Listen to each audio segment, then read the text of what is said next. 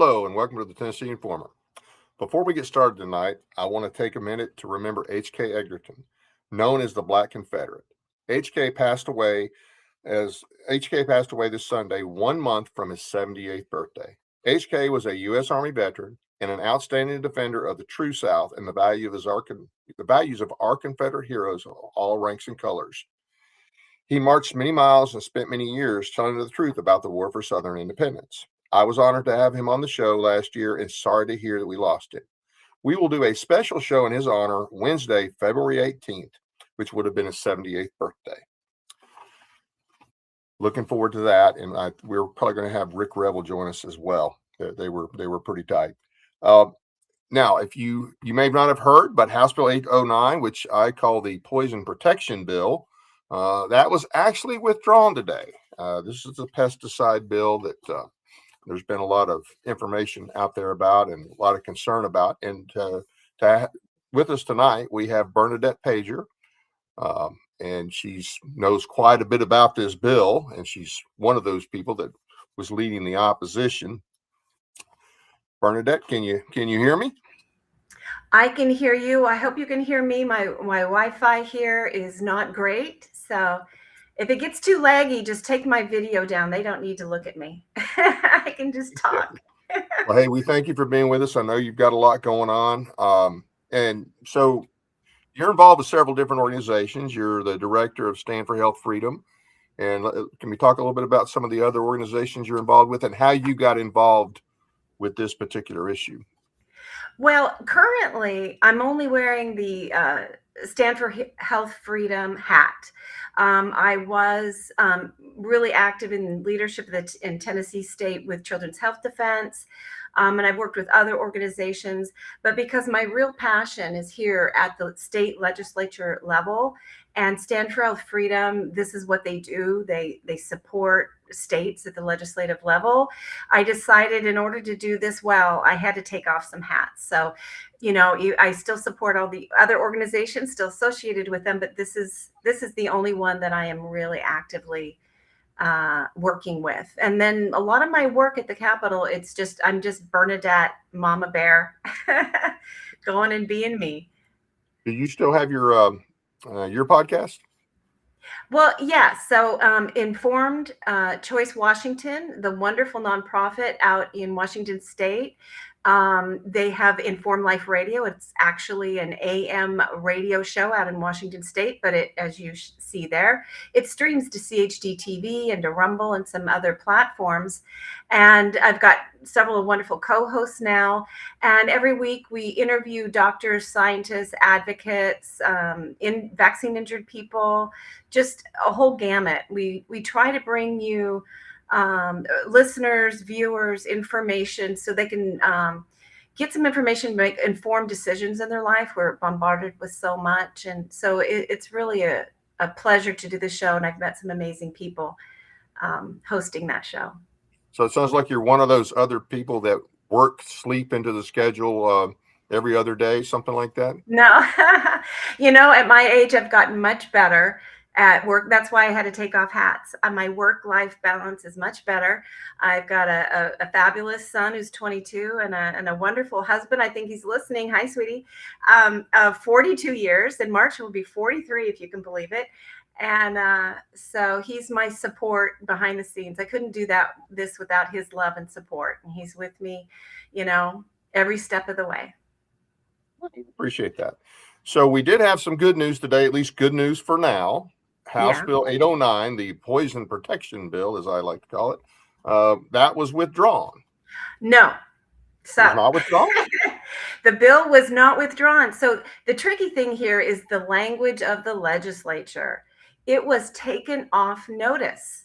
Sorry, taken off notice, yes. Oh boy, do we wish it had been withdrawn. If it had been withdrawn, it would be done for this year.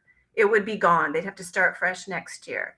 But it was taken off notice. That means that it was no longer on the calendar right now to be heard before the Judiciary Committee.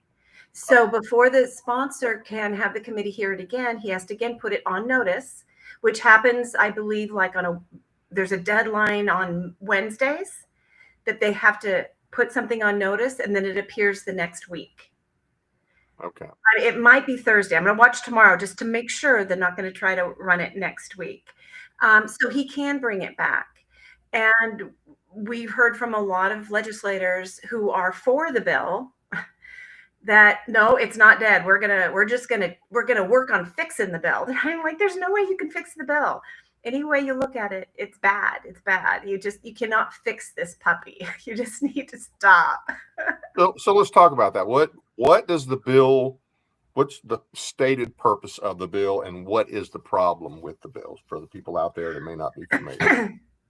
Well, there's the lies being told about the bill, and there's what the bill actually does.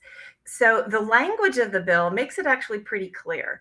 And let's see if I've got in front of me, see if I printed it out. I'll see if I got the actual new amendment, because every time they keep drafting new versions of this puppy. This is the amendment that was supposed to be added today.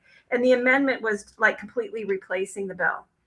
And it says that, and I'll try to shorten it, a pesticide registered with the commissioner and with the Federal Environmental Protection Agency under FIFRA, that's the federal law, that displays a label approved by the EPA in registering the pesticide, or that is consistent with the most recent human health risk assessment performed under FIFRA, is deemed to have a sufficient warning label in a product liability action alleging a breach of or failure to discharge a duty to warn or instruct. And then it gives some more information here. So that's the main heart of it.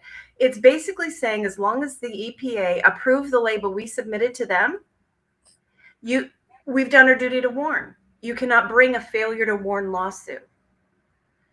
But you could still bring a lawsuit if you were injured or were No, made sick.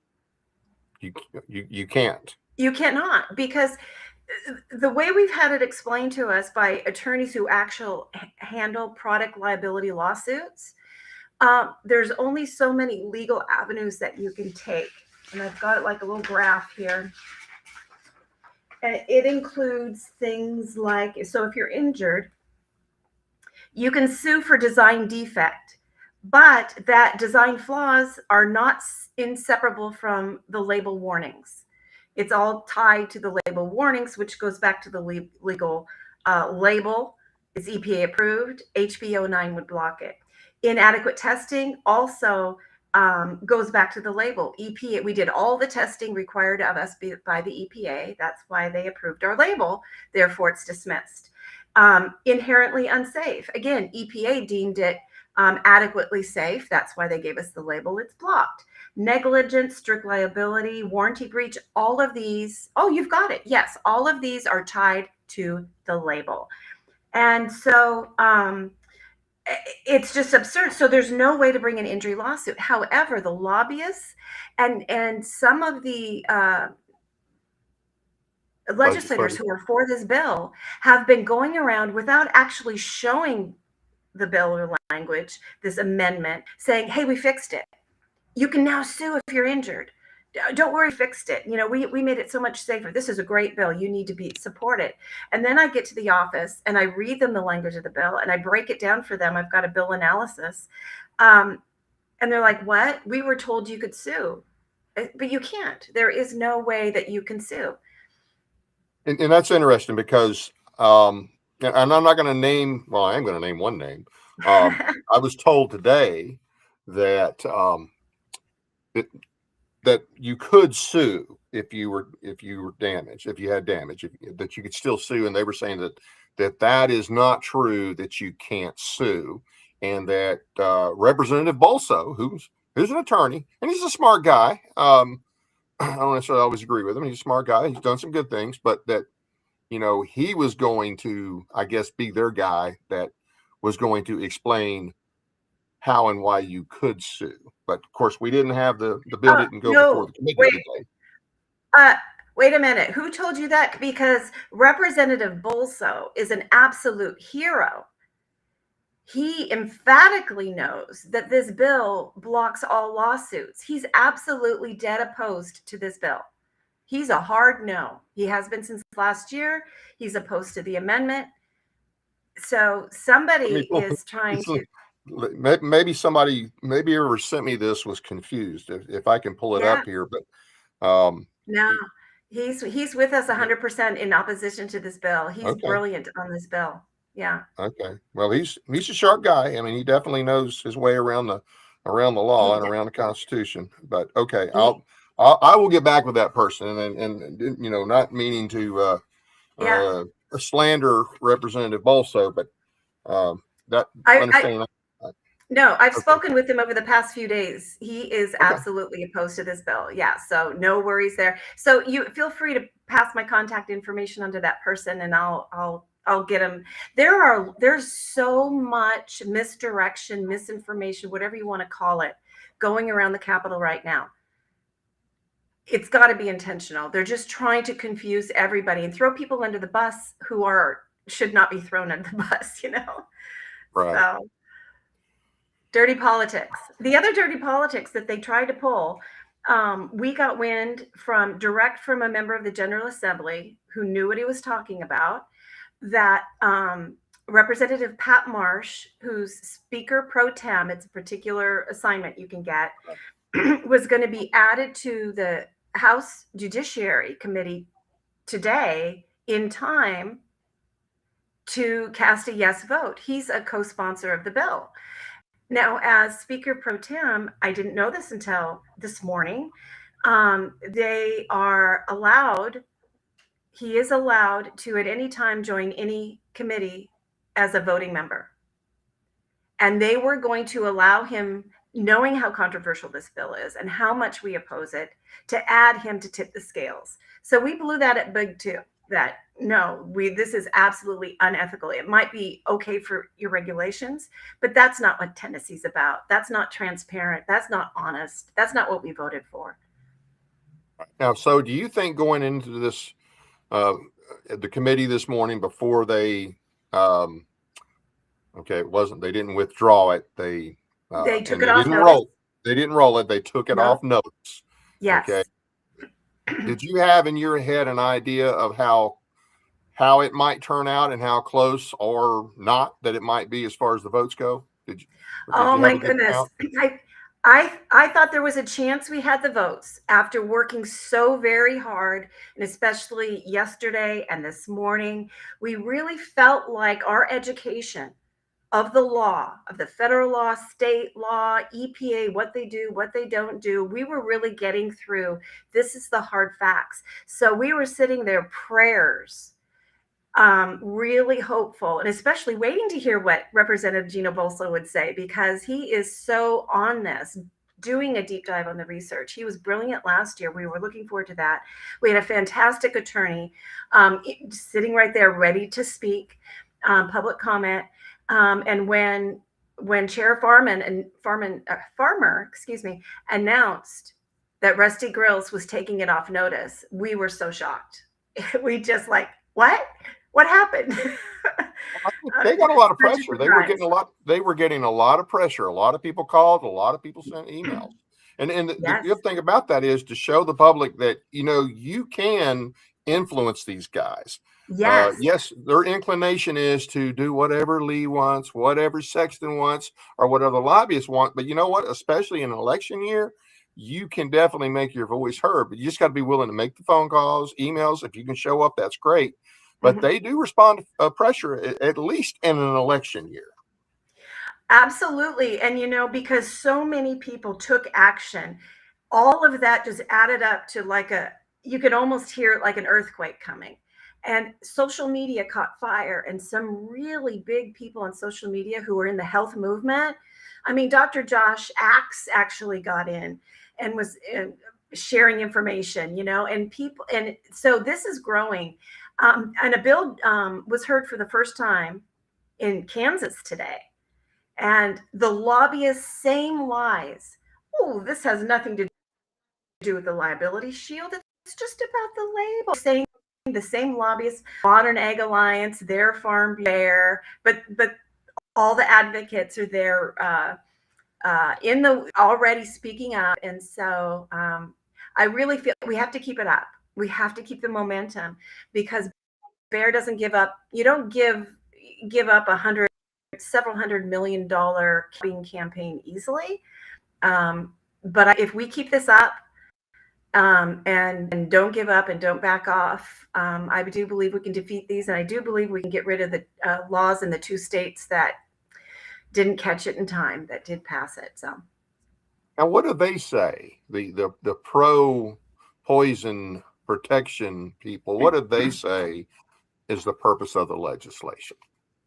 They say, gosh, if these lawsuits being faced by these pesticide companies don't stop, they're going to have to pull all their products from the market, and the farmers' crops are going to be choked out with weeds and die, and we're all going to starve, and we're going to have to get food from China.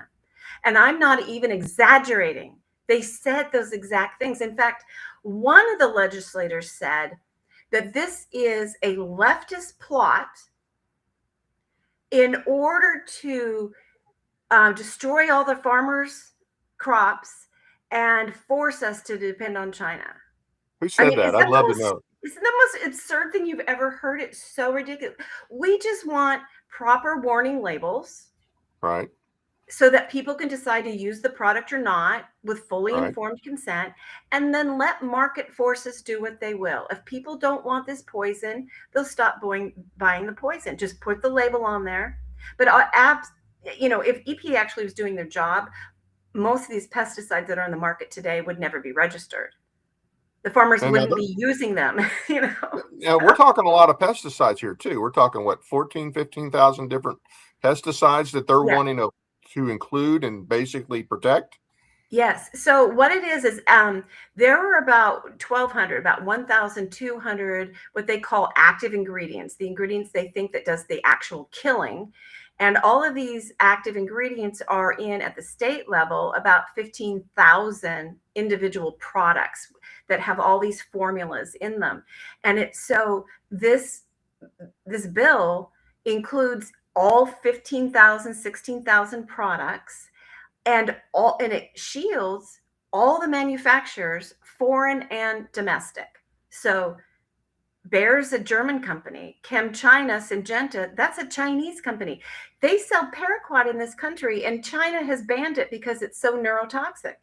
But the EPA allows it to be used here in the United States. It causes Parkinson's. And there's no warning on the label.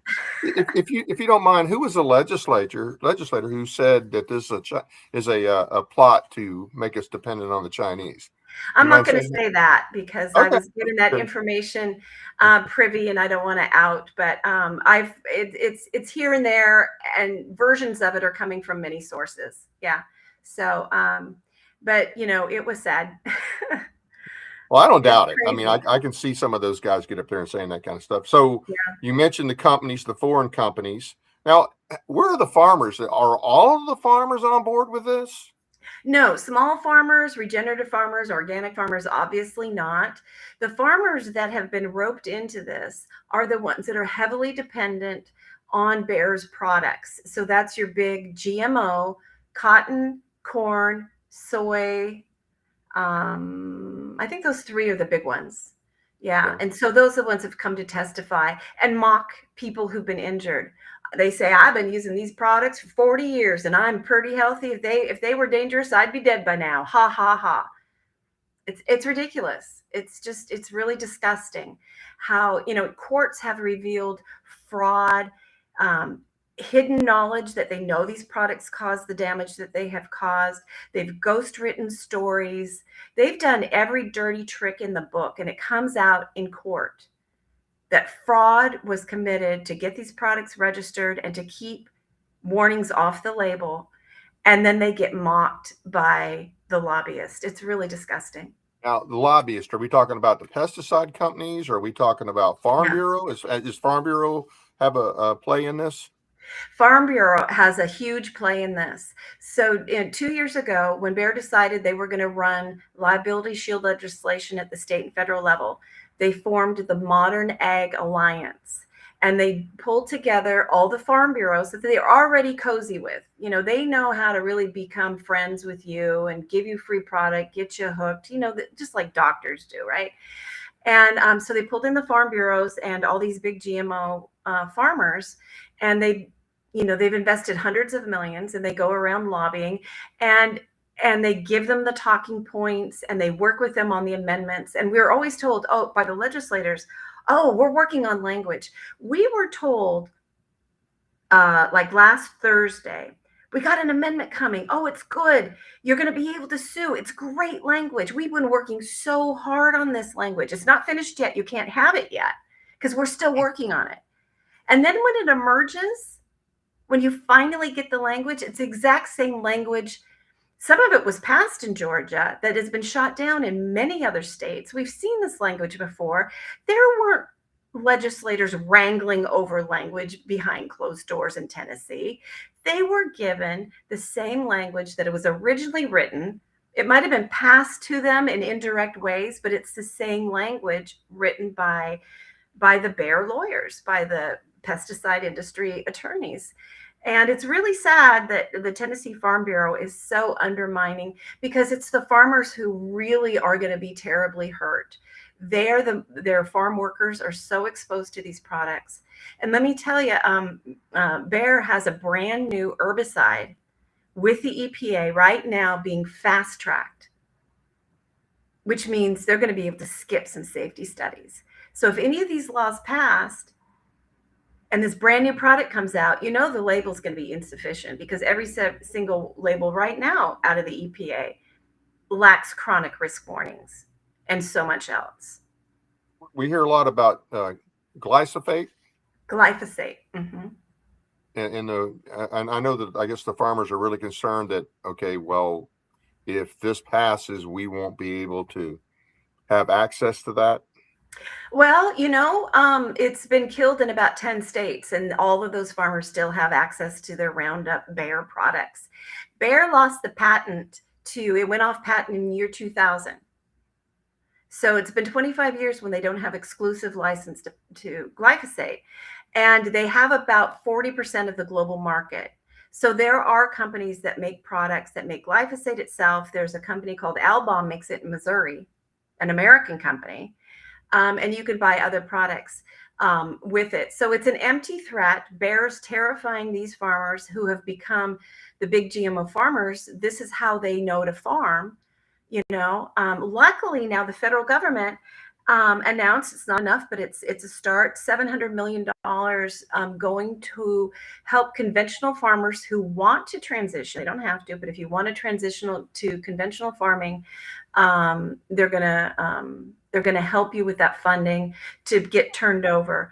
And the farms that do turn over end up saving millions of dollars every year because they're not having to buy pesticide products. These are extremely expensive products to purchase and apply.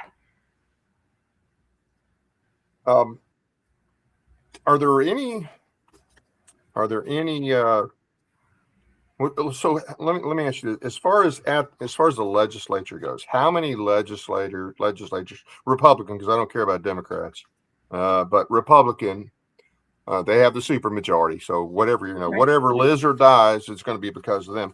How many of them? You said Bolso is definitely against this. Are there some others that have really kind of stood out as making the right stand on this? There are some other legislators, yes, Republicans, who are making a stand. Elaine Davis is opposed to the legislation. She's been excellent at listening and being educated on it. The top of my head, I'm sorry, I'm trying to think of the ones who are hard-nosed. Lowell Russell is opposed to the bill. He's not on the committee, but Monty Fritz is now opposed to the bill. He did originally vote for an House Ag, but I so admire his integrity that he continued to listen and learn and research. And when things got really big at the federal level, he said, no, we got to stop this. And now he's publicly opposed to the bill. He changed his mind, which I so respect. I respect legislators, and even Rusty Grills, who's the sponsor of this bill in the House. I really respect the man. He's trying to learn. It's really difficult for him to grasp because he's been so pressured in the other direction. But he always allows a conversation with me in depth, even over when session was out.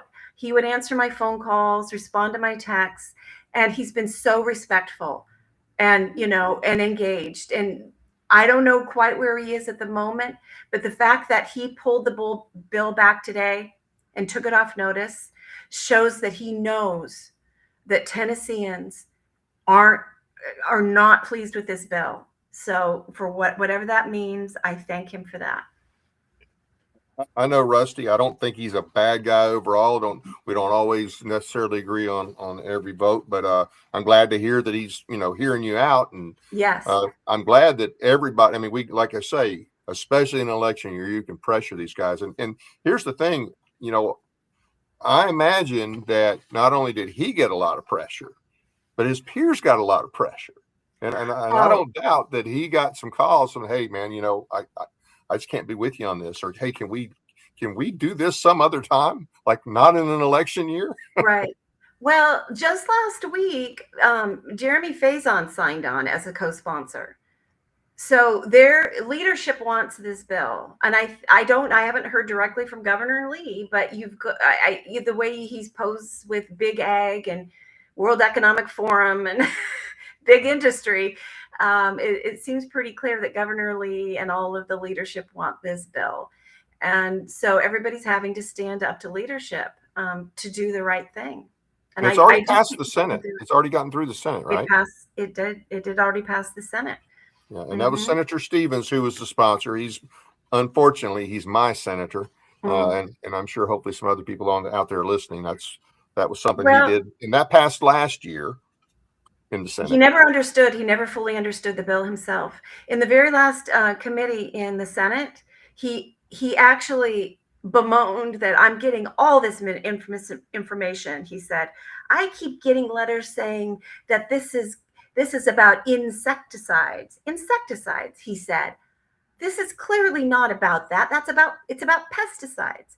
So this late stage of the game, even though we had given him and his office the definition of pesticide at the state and federal level to include every insecticide, herbicide, fungicide, all of these 16,000 products, we gave him the link to the Tennessee Agriculture Pesticide Registration page. He could see all the products.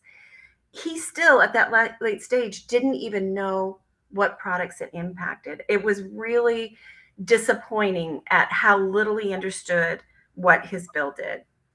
Yeah. And he's a lawyer. Because he's an attorney, right? Yeah. He's a lawyer.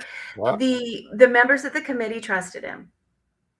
Oh yeah, I've heard that story. I've heard that story a lot on other issues. Okay, so if Rusty were to put this back on notice, you say he has to do it about a week out. It'll go back to House Judiciary. If it gets to House Judiciary, what's the next? And this is the full House Judiciary, right? This is the full committee. Yeah. So then it would go to the floor. There's not anything in between there and the floor? Last year it passed sub-ag agriculture and full agriculture, and then it was referred to judiciary. This is its final committee. Okay, so we got to be real careful in case they try to slip this in sometime in the session, especially towards the end of session. Yeah. Would be, but I'm definitely gonna give Rusty a call and kind of see where he's at on this now, and thank him. Yeah. I'll thank him for taking it off the bill for now. Yeah. Yeah. Absolutely. Yeah. Anything else on this that people need to know if it were to pass? Anything else that people need to know about? Well, it just can't. Let's not let it. If you're hearing this, contact your House rep, because if it gets to the floor, your House rep needs to know. Right there are all the House Judiciary members. So, take a screenshot of that. Make sure you sign up for Stand for Health Freedom. So go to standforhealthfreedom.com. Right now, I'm not sure if it's still there. There was all day today and yesterday, there was a red banner. You could click on the homepage, taking you directly to the action page for this bill. Stand for Health Freedom, though, has, all 50 states that they do information for. So it might not be live since it's off notice now. But if you're not finding it there, go to the tab where it says take action, and you'll get a map and click on Tennessee and you'll get to the action page. It's a couple more steps, but please get signed up if you're not already. And I will be pushing out email alerts when this bill moves and when other bills that are related to your health freedom, good bills and bad. I will try my best to keep you up to date on those and give you the information you need to take quick, easy action. What other bills are along that line are you monitoring this session? Oh my God, I've been so focused on this. There was a couple of bills. I might come on and tell you but I'm not going to worry folks about them now. If I don't know that they got House sponsors, they were Senate bills that hadn't found House sponsors that were looking bad. There's some good bills though. So let's focus on those. There's going to be a couple of psychotropic drug bills that's going to try to gather more data regarding the dangers of these drugs. I've got one of those bills that I'm running with Senator Paul Bailey and Representative Susan Lynn. So watch for those. More dyes will be taken out of school food. So watch for that. There's a really good bill that it's Senator Lowe and Elaine Davis. And this is to allow public comment, and any board at any level of the state, it doesn't have to be on the agenda, but your public comment, as long as it's germane to what this body does, you can use your 3 minutes for that. So we really need to get that passed. It's just ridiculous that, you can only talk to that board or commission if they put it on the agenda, right. So that needs to change. Absolutely. And there's a lot of issues that impacts. Mm-hmm. And well, I really appreciate you coming on. Appreciate what you do. Any closing thoughts?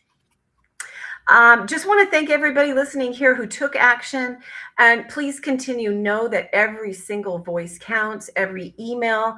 They got thousands of emails, social media posts, tag your friends, get everybody involved. Always, please, please, please stay civil, stay polite. You can be passionate, but I want you to stay civil, because when your civil voice is heard, it's respected. But if you start getting ugly, they don't listen anymore. So keep it civil, keep it kind, but be passionate. Yeah. And on that, that applies to their secretaries as well, because yes, if you tick off their secretaries, you're done. They're LAs. Yeah. Don't tick off absolutely. the legislative assistants. Be polite, just be civil. That's one of the things I do love about Tennessee is, the men still open the doors for women. And polite behavior is respected, and they will engage in civil debate, but they will not engage in rants and raving. So just keep that in mind. Absolutely. Well, hey, thanks again. Once again, I appreciate what you do. I appreciate you taking the time to come on. I know you've had a long day. I'm sure you probably got up at dark 30. Yeah, I did. So thank you again. Thank you for having me. Take care. All right. You have a good night. I've got some announcements, but before I get to the announcements, we do have a message from our sponsor, LifeWave. It's a unique product that uses light reflection to activate the body's own natural energy, supporting healing, improving performance, and combating aging without drugs or stimulants. Check it out. Light, the energy of life itself. Since the beginning of time, light has sustained us, fueled our growth, and shaped the world. Even Einstein recognized that everything we are is made of light.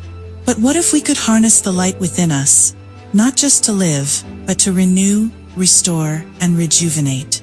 Introducing LifeWave X39, the first product in the world that activates stem cells using our body's own light. Backed by clinical research, multiple patents, and over 10 years of stem cell research, a revolutionary wearable light technology that unlocks the power of activating our own stem cells with a single, safe, affordable, non-transdermal patch that puts you back in control of how you look, feel, and perform. Unlike drugs or chemicals, X39 works naturally, awakening your body's ability to heal and thrive. It's time to unlock your full potential. Restore your vitality and embrace a healthier, more vibrant you. Hey, I want to thank everybody for tuning in tonight, and remind you that we do need you to subscribe. Hit the like and subscribe buttons. The more we need about another 150 subscriptions, and we'll be at 1,000, which that makes a difference. It makes us easier to do this and keep this show going on. We really appreciate that. We appreciate David Baldwin's recent donation. It's a huge help, guys. But if we get to 1,000 subscribers, it makes it easier for us, okay? And we don't have to rely on donations near as much. So thank you for that. We also are on, you want to check out our podcast on iHeartRadio, Spotify, and other platforms. Sign up for our weekly newsletter at our website, tinaformer.com. Find and follow us on Facebook. Now, I've got a few announcements here. Monty Fritz, candidate for governor, and Tom Davis, Tennessee 4th District candidate, will appear at a town hall event Saturday, January 24th from 12 to 4 at 1257 Northwest Broad Street in Murfreesboro. The Jackson County GOP welcomes Monty Fritz on January 27th, 6 p.m. to hear his plan for liberty and less government. So there's another opportunity to hear Monty if you haven't. And this event will be held at New Hope Baptist Church, 311 North Murray Street, Gainesboro, Tennessee. And Monty Fritz, once again, will be speaking at Lucille's Cafe. That's 2231 Madison Street, Clarksville, Tennessee, 31 January at 6:30 p.m. Come out and meet Monty and get your questions answered. Monty will answer questions, okay? He does not just give a spiel and try to get out the door before anybody can answer a question. He will spend more time answering questions, and not planted questions, by the way, than any of the other candidates. So come out and remember too, Monty is the only veteran in the race. So we got a lot of veterans in this area. So hopefully you guys will come out and hear what Monty has to say. For our shows next week at 7 p.m., we have Joshua Doggerel here to talk about his experiences with cancel culture as a police officer. He was harassed by the SPLC, that's the Southern Poverty Law Center. He lost his job just for speaking at an event at a Southern Heritage group. Hear his story from the book Doxed. And at 8:30, we'll have Representative Bud Halsey, one of the good ones, and Attorney Don Grandy. They're going to discuss the great taking and what our state needs to do to protect our investments from unscrupulous financial institutions. Well, hey, once again, we thank you for joining us and hope you'll join us again on Monday. That's it for tonight. I can't say good night from Paris because I'm not in Paris. So good night from Big Rock, Tennessee, that is.